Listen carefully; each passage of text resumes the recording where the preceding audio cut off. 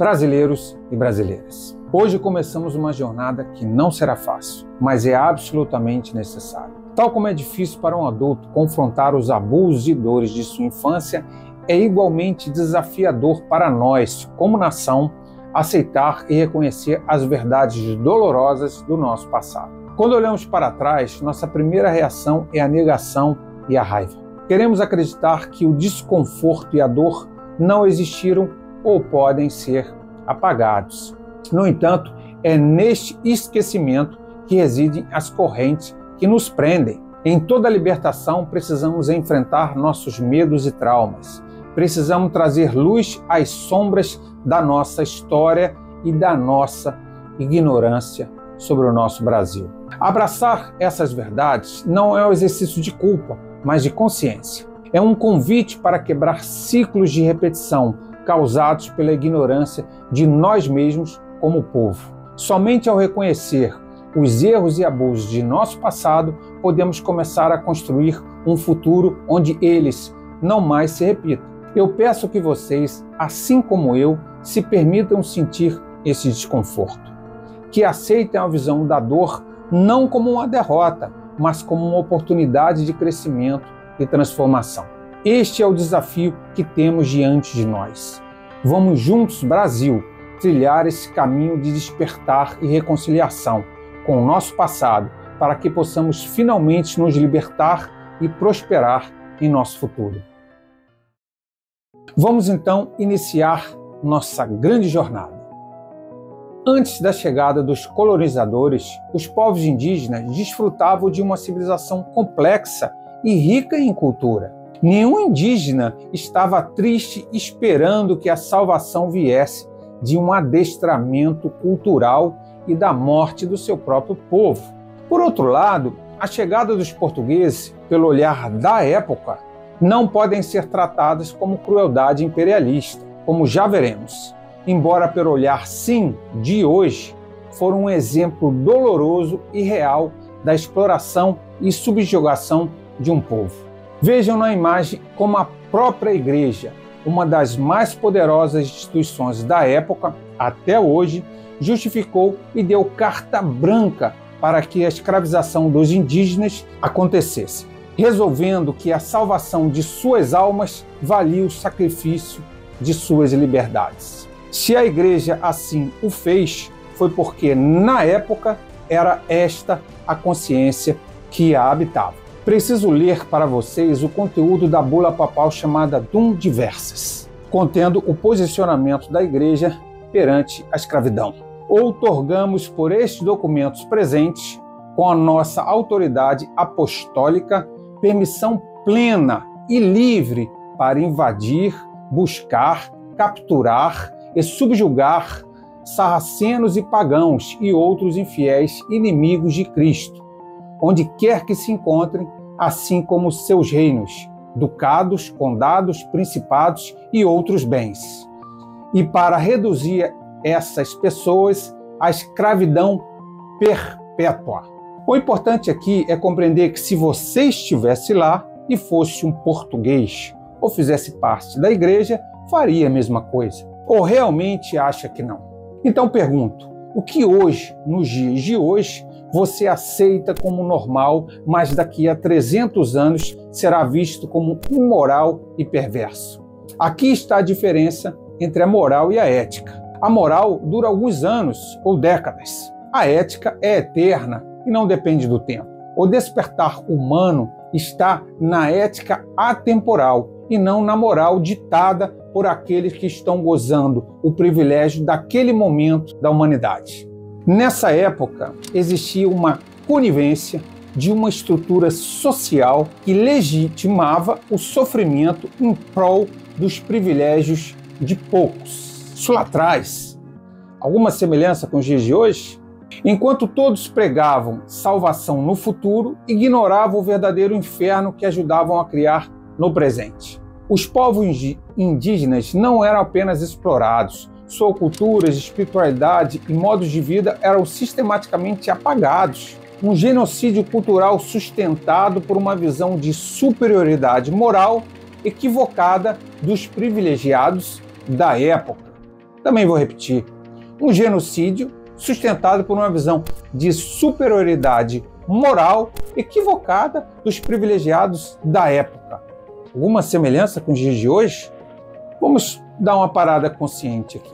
Essa história que eu estou contando não é de condenação dos indivíduos, não é para apontar culpados, mas para que possamos reconhecer essas estruturas inconscientes que perpetuam a dor e o sofrimento, porque elas existem e permanecem em nosso Brasil até hoje. Não estou aqui querendo condenar pessoas, apontar o dedo para ninguém, e sim demonstrar como o passado insiste em se repetir hoje em nosso Brasil e continuará se repetindo no futuro enquanto não tomarmos consciências dessas estruturas.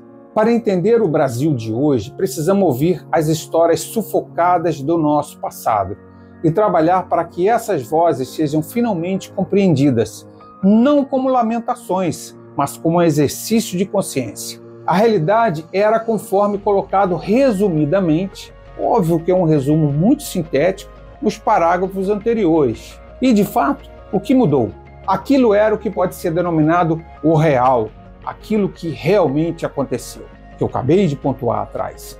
Mas esses eventos reais, históricos, foram reinterpretados, criando um recalque ignorante que nos aprisionam até hoje e esconde o mesmo modus operandi. O que eu estou dizendo aqui? Eu estou dizendo que essa realidade, esse real, aquilo que aconteceu foi distorcido, foi contado de uma forma diferente, foi criada uma narrativa. Ou seja, no Brasil, trocamos o real por uma narrativa falseada. Quem cria essa narrativa? Quem coloca ela na mídia? Como ela se espalha no Brasil? A gente vai descobrir nos próprios episódios. Mas quando isso efetivamente começou em nossa história?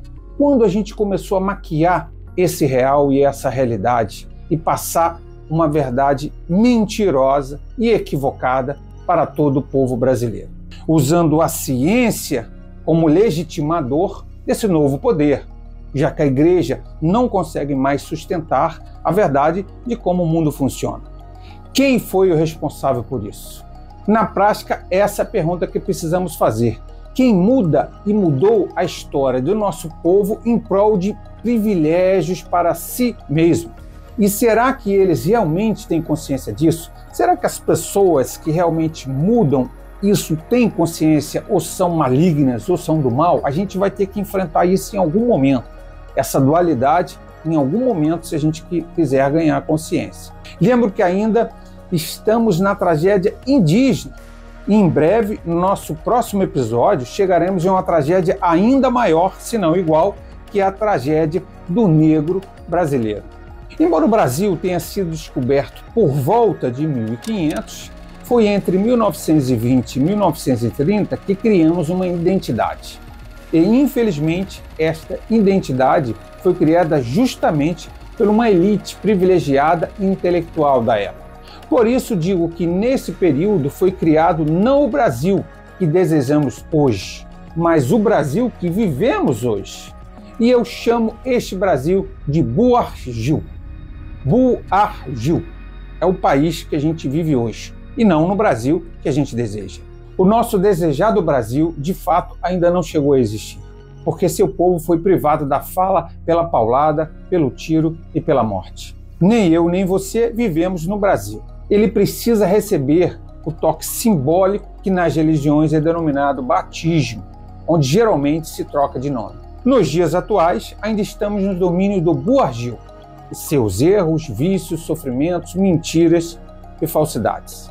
Mas vamos precisar superá-lo e se tornar finalmente o Brasil que almejamos. Em breve chegará a hora do seu batismo. Mas como superar algo que não sabemos que existe? Esta pergunta é precisamente a pergunta que aprisiona todo brasileiro. Ele nem sabe que está preso por algo que desconhece existir. Chegamos agora no primeiro intelectual da elite brasileira que fundou o Buargil. Seu nome é Gilberto Freire. Por volta de 1933, logo após ter ficado nos Estados Unidos por alguns anos, retorna e marca o Brasil com ferro com o lançamento do seu livro. Prestem atenção nesse momento. Alguém que foi para os Estados Unidos, intelectual, da elite, volta e escreve um livro, criando uma identidade brasileira. Ora bolas, de onde você acha que vem seu amor e admiração hipnótica pela cultura americana? Justamente daqui. Muita coisa que você acha que é seu, de fato foi colocado na sua mente neste período, no nascimento do Bourdieu. Brasileiros, precisamos despertar e saber que até os nossos desejos são moldados. Nem o que desejamos nos diz quem somos, porque nossos desejos vêm do outro e também são controlados por narrativas externas. Portanto, precisamos buscar um chão mais firme do que nossos próprios desejos, para descobrir quem de fato realmente somos. Gilberto Freire nos vendeu a ideia de uma colonização pacífica, como se nossos indígenas aceitassem pacificamente sua própria destruição e subjugação. Mas a realidade era outra. Eles enfrentaram escravidão, genocídio, não por escolha, mas por uma brutalidade imposta. Aqui é importante, porque aqui traz a ideia de um povo que aceita o seu próprio sofrimento, que é subjugado, que é maltratado, que vive em sofrimento e gosta. Ou seja, aqui é criado a ideia de um povo masoquista. É um povo que não tem prazer com o sofrimento, é um povo que gosta de sofrer, que gosta de ser subjugado. Óbvio que você brasileiro, como eu brasileiro, não reconhece isso, mas agimos nesse formato. Por que agimos assim? Por que aceitamos esse tipo de coisa? O problema maior é que nossas crianças aprendem a ser brasileiras a partir destas narrativas, que, como sabemos, está em todos os nossos livros, está na nossa música, está na nossa cultura, portanto, está na nossa mente. Freire falhou em reconhecer a resistência interna dos povos nativos, apagando suas histórias de resistências e nos fazendo acreditar que a submissão à força era cordialidade. Ou seja, aceitar tudo que era imposto, todo o sofrimento, era porque os indígenas e o povo brasileiro eram cordiais. Era uma questão de sobrevivência, um jogo cruel, onde a escolha era se render ou morrer. E com isso, com a conivência de toda a sociedade e suas instituições. É importante dizer que todos os problemas do Brasil ao longo desse período, ele tem a instituição, a sociedade, pelo menos a elite ou parte da classe média mais rica, apoiando esse tipo de coisa. A gente vai descobrir por que isso, como isso aconteceu. A formação está aqui, mas como se desenrolou até os dias atuais. Esta narrativa distorcida ainda reverbera em nossas mentes. Ela nos faz acreditar que somos menos, que somos filhos de uma história de submissão e não de violência horrenda e resiliência silenciosa. Precisamos quebrar essa ilusão e enfrentar a verdade de nossa origem. Freire descreveu uma cordialidade cúmplice nas relações entre senhores e escravos que nunca existiu. Ele romantizou as relações raciais, ocultando o fato de que os negros eram tratados como mercadorias e também os indígenas, despojados de dignidade e humanidade, pois esta é a bandeira da escravidão. O outro não é humano como eu, ele é menor. Se precisar, ele deve morrer. Esta suposta cordialidade era, na verdade, uma máscara para cobrir a brutalidade e o abuso. Freire perpetuou a mentira de que os escravos indígenas aceitavam subserviência de bom grado, ignorando a realidade cheia de sofrimento insuportável, tortura e resistências subjugadas. Vou reler essa parte aqui. Freire atribuiu de bom grado que o brasileiro ele aceitava a injustiça, o sofrimento, a brutalidade e até a morte feliz. Ele gostava disso. Alguma semelhança com o dia de hoje? E assim a história foi escrita, apagando as vozes do que choram, do que sofrem, passam fome e sangram por liberdade e por comida. Esta palavra cordialidade marcou com ferro o povo brasileiro e por trás dela está escondido tudo que oprime, mata, castiga e nos faz sofrer. Voltaremos a ela no próximo episódio, onde esta visão da cordialidade brasileira será ainda mais reforçada por outros intelectuais da elite brasileira. Quando falaremos da chegada do negro na formação do Brasil e de todos os abusos, tragédia e superação que marcaram e mancharam este nosso passado que nos esforçamos em esquecer, mas que por isso mesmo, este passado que nos esforçamos em esquecer, insiste e se nega a ser esquecido. Ele ressurge sempre e sempre querendo ser ouvido, para só assim, só através desse mecanismo, ser superado. Brasileiros e brasileiras, é hora de acordar. Não podemos continuar aceitando todas essas narrativas que nos roubaram nosso passado, destroem nosso presente e criam um futuro perpétuo de sofrimento e desigualdade para todo o povo brasileiro. Esta é uma inércia que não vai parar apenas através da consciência. É como se fosse um carro em movimento, ele não vai parar. O sofrimento, a tragédia brasileira não vai parar caso a gente não ganhe consciência sobre tudo isso.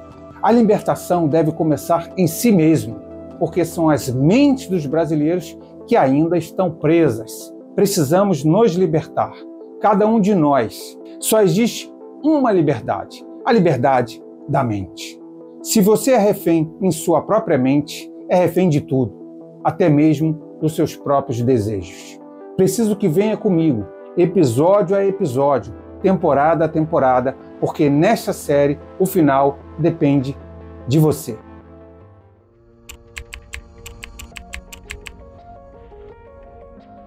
Vejam esta foto, pessoal, surrada pelo tempo. Aqui, provavelmente, eu já tinha meus 16 anos de idade. Notem algumas coisas importantes. As casas atrás, todas estão em mau estado ou em precariedade.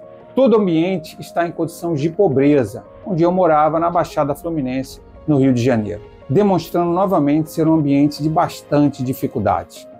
No entanto, nesta época, passei em primeiro lugar em um conjunto de cursos de informática que tinha se espalhado pelo Brasil. Sim, fui professor de informática com apenas 16 anos de idade. De fato, passei em primeiro lugar com 15 anos de idade.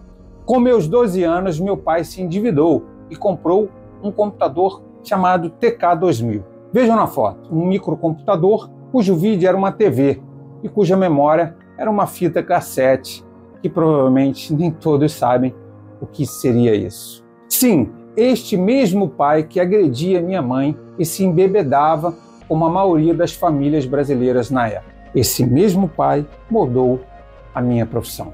Desde já preciso dizer que amei meu pai e minha mãe durante toda a minha vida, e ambos morreram sob os meus cuidados. Minha mãe morreu abraçada a mim, nos meus braços, dando seu último suspiro. Percebi muito cedo, aos 14 anos, que não poderia culpá-los, nem mesmo meu pai, por sua atitude de agressor. Se era assim, seu passado tinha que ter sido severamente difícil. E foi. Meu pai foi abandonado pela sua mãe em tenra infância e colocado em uma instituição cuidadora. Todos temos nossas feridas do passado, que procuramos esconder.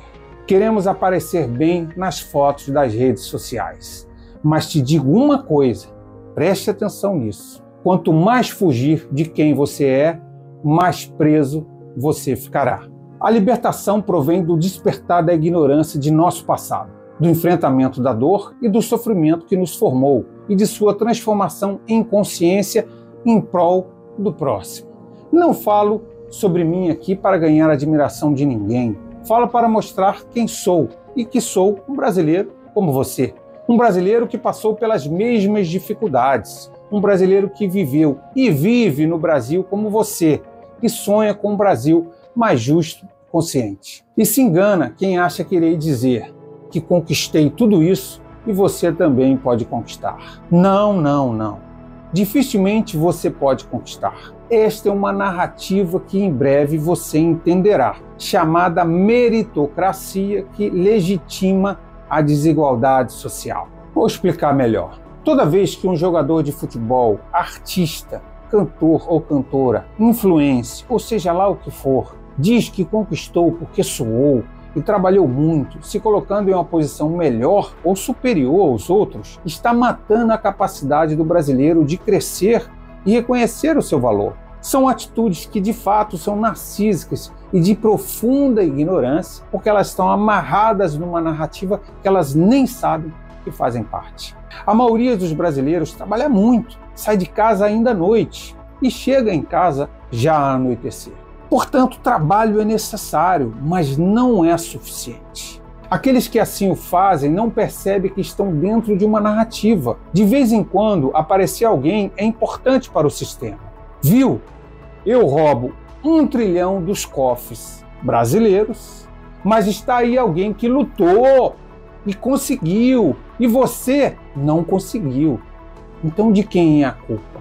A sua, entende? Existem oportunidades para todo mundo, mas não existe uma pessoa, uma criança que não teve cultura, que passou fome, que estudou em colégios ruins, não pode se comparar a um privilégio de uma criança que estudou nos melhores colégios, que não passou dificuldade, que teve pais que lhe deram amor e carinho.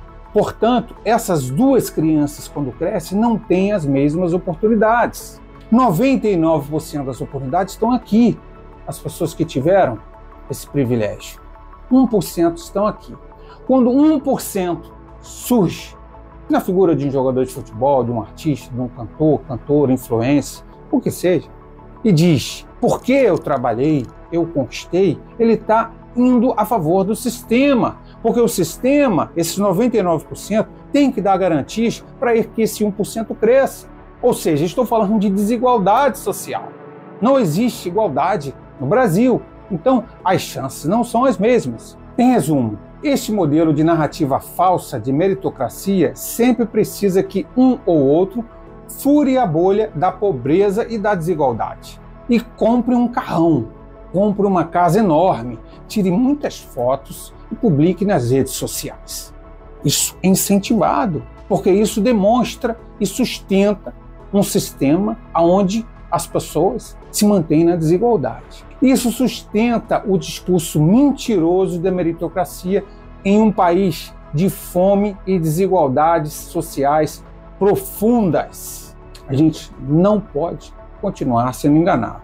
Pessoal, aqui em nossas temporadas estamos sobrevoando acima dessas narrativas. São estas narrativas que iremos descobrir em nossa série, que está por trás de um Brasil desigual e injusto. Preparem-se, porque nada vai passar por aqui sem ser deixado nu para todo o povo brasileiro. Estou apenas começando. Meu objetivo aqui é fazê-lo enxergar e com isso despertar e me ajudar a mudar o Brasil. Não podemos aceitar mais tanta injustiça, tanta desigualdade no povo brasileiro. Como sabemos da sabedoria universal, quando os de bom coração silenciam, a injustiça prospera. Hoje, o povo brasileiro está impedido de agir porque está refém em sua própria mente, é refém do seu próprio passado. Mas o que vai acontecer quando sua mente se libertar? Doutor, estou profundamente irritado. Os pobres só reclamam, mas não fazem nada a respeito. E os ricos continuam saqueando o país impunemente. Por que há tanta desigualdade e inação na minha sociedade?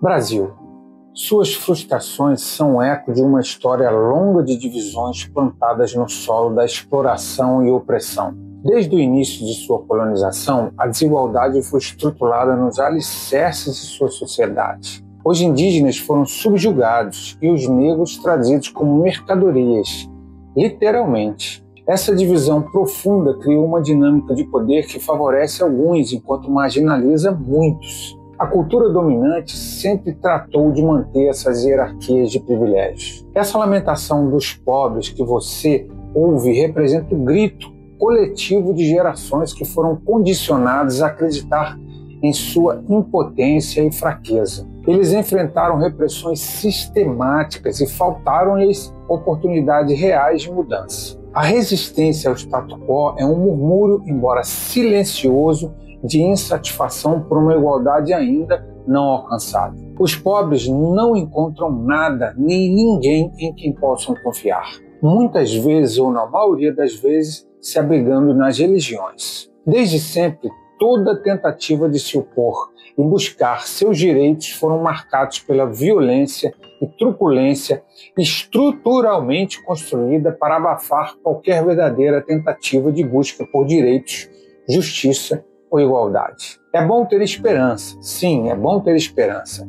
E todas as religiões e autoajuda assim ensinam. Mas preste atenção, poucos ensinam que é ruim depender somente dela para viver. Porque se é assim, não se vive, apenas sobrevive. Doutor, sinto-me completamente ilhado e sozinho. Não vejo exemplos de pessoas conscientes que possam me guiar. Qual é a raiz desse isolamento? Brasil, desde a colonização, as vozes que poderiam guiar e inspirar foram sistematicamente silenciadas. Líderes genuínos foram desautorizados ou mortos. A sociedade foi estruturada para favorecer um pequeno grupo e seus privilégios, eliminando a diversidade de liderança que poderia ter surgido naturalmente.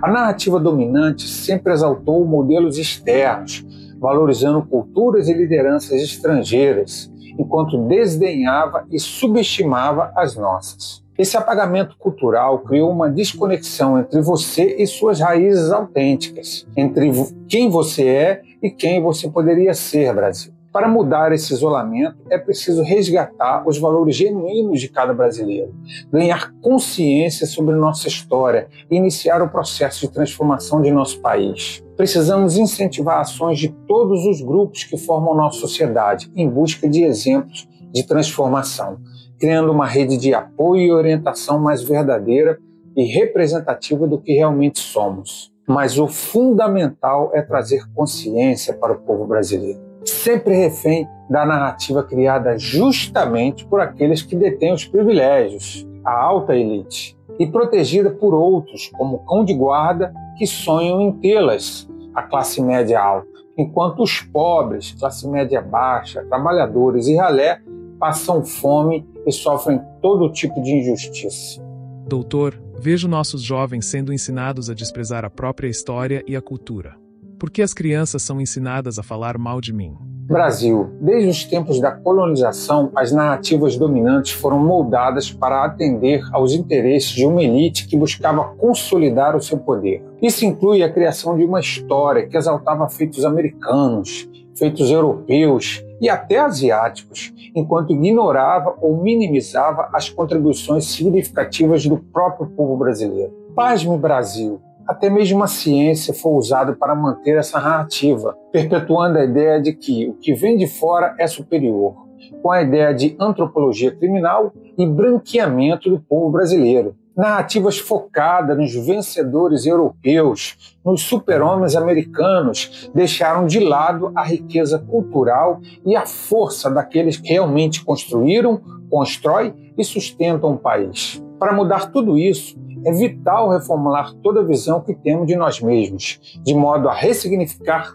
tudo o que nos ensinaram até então, pois, de fato, a narrativa criada até agora foi mentirosa e falseada para manter unicamente os privilégios da elite brasileira. É preciso criar ações concretas de transformação que demonstram resultados positivos para a sociedade e mostrar para o Brasil os verdadeiros brasileiros. Assim, com consciência e ações concretas, os jovens poderão abraçar suas identidades, de fato descobri-las e passar a se orgulhar dela e não de rejeitá-las. Rejeitando o Brasil, o jovem está afirmando e mantendo a desigualdade do país. Ou seja, rejeitar o Brasil é obedecer à elite e deixar tudo como está para todo sempre. Doutor, me sinto sem esperança. Existe um caminho para sair dessa situação? Como posso mudar? Brasil, compreender o sentimento de desesperança que você carrega é fundamental para traçar um caminho de mudança. Ao longo de sua história, as estruturas de poder foram estabelecidas para favorecer uma minoria, deixando muitos marginalizados e desamparados. Os mecanismos que sustentaram essa desigualdade e privilégios foram criados durante a colonização e se perpetuam até hoje. Esse desamparo histórico não pode ser subestimado. Mas o primeiro passo para a mudança é a conscientização. Reconhecer essas injustiças e como elas foram sistematicamente incorporadas à nossa cultura ajuda a identificar a raiz dos problemas. O processo de reconciliação começa quando, como sociedade, aceitamos essa verdade e nos comprometemos a retificar essas injustiças. Transformação é possível sim e começa com a reflexão de cada brasileiro. Uma sociedade não pode mudar se seu povo não ganhar consciência. É preciso encontrar lideranças descomprometidas em manter o status quo centenário dos privilégios brasileiros. E essas lideranças precisam ser sustentadas pelo povo, porque não serão pelo poder dominante do país. O povo brasileiro tem o histórico de ser facilmente enganado e ludibriado pela mídia e pelas instituições de poder. E isso só deixará de ser assim quando o povo ganhar consciência e despertar para o seu passado e pelas estruturas que se mantêm até os dias de hoje. O caminho não é fácil nem é rápido, mas é alcançável através do comprometimento de cada brasileiro, que só pode vir junto com a reflexão e consciência coletiva. Após despertar, nunca se volta para trás. Doutor, por que uma pequena elite brasileira continua saqueando nosso país e ninguém faz nada a respeito? Brasil. Esta questão do saque sistemático de recursos por uma elite é profundamente enraizada em nossa formação histórica. Desde a colonização, o território foi explorado como um foco centrado nos interesses europeus, criando uma cultura de apropriação da riqueza que deveria, inclusive, sair do país. Ou seja, a riqueza do Brasil deveria ser explorada e enviada para a Europa. Sempre se teve isso em mente, explorar o país e retirar toda a riqueza do país e mandar para fora do país, passando suas férias na Suíça. Os colonizadores estabeleceram as primeiras bases para essa desigualdade, ao explorar tanto os recursos naturais quanto as pessoas. Por exemplo, os indígenas e os africanos, que foram brutalmente oprimidos. Esse padrão de exploração e apropriação foi transmitido ao longo dos séculos, com uma estrutura política e econômica desenhada e costurada para garantir que o acesso ao poder e recursos permanecesse sempre limitado a poucos. As leis, sim, as leis, ao invés de proteger o povo brasileiro, foram usadas para proteger esses interesses. Foram e são usadas, reduzindo a transparência e a responsabilidade. E isso nada mudou. O brasileiro não acordou ainda para qual é realmente o nosso problema central. Assim, a corrupção se institucionalizou, tornando-se um ciclo difícil de quebrar. Mas suas raízes não provêm do povo brasileiro. Aqui eu trago algo inesperado. E, de fato, nem dos portugueses, como nos foi ensinado em nossa infância. Esta visão de corrupção do Brasil foi criada por nós mesmos, acreditada por nós mesmos e colocada em prática e institucionalizada pela elite, através de suas falsas narrativas. Voltarei a este ponto e darei toda a luz à mentira criada em volta da corrupção brasileira, da fraqueza brasileira, do vira-lata brasileiro. Tudo mentiras criadas para governar em meios à corrupção. Para interromper esse ciclo, é necessário uma mudança sistemática que começa com a conscientização e a pressão popular por transparência e justiça. Mas não se pode cair aqui na narrativa infantil do bem contra o mal. Essa narrativa infantil do bem contra o mal é um meio de manipular todo o povo brasileiro. Ninguém da elite, e quem conheceu a elite de perto, e eu conheci, ninguém da elite fica sorrindo como nos desenhos animados, pensando em como deixar as pessoas pobres e famintas, sendo mal. Não existe isso. E você, muito provavelmente, não necessariamente, na posição de elite, faria a mesma coisa. Precisamos crescer para vencer e mudar o Brasil.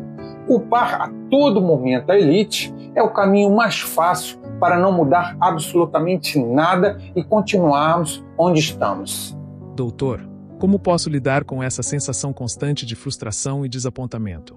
Brasil, a frustração que sente é a manifestação de um desajuste entre seu potencial e a realidade histórica que enfrentou. Desde a chegada dos colonizadores, sua trajetória foi moldada por forças externas, que que muitas vezes ignoraram ou suprimiram suas verdadeiras capacidades e riquezas. A exploração e a subjugação criaram um ciclo desigual que se perpetua até os dias de hoje. Essa sensação vem da disparidade entre o que você poderia ter sido e o que foi permitido que seja. A história impediu que diversas vozes contribuíssem plenamente para o seu desenvolvimento, resultando em um contínuo desapontamento em suas realizações coletivas. Para lidar com essa frustração, é necessário primeiro reconhecer as raízes históricas dela, aceitar que as dificuldades enfrentadas são resultado de um passado desigual.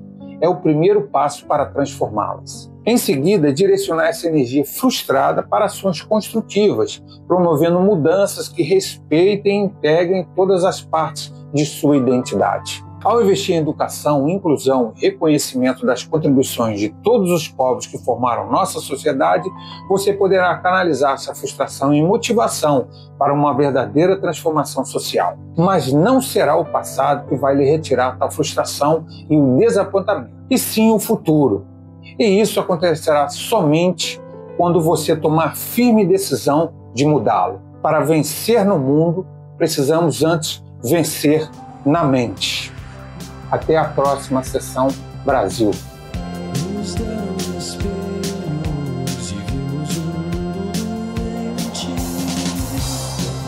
Tentei chorar e não consegui.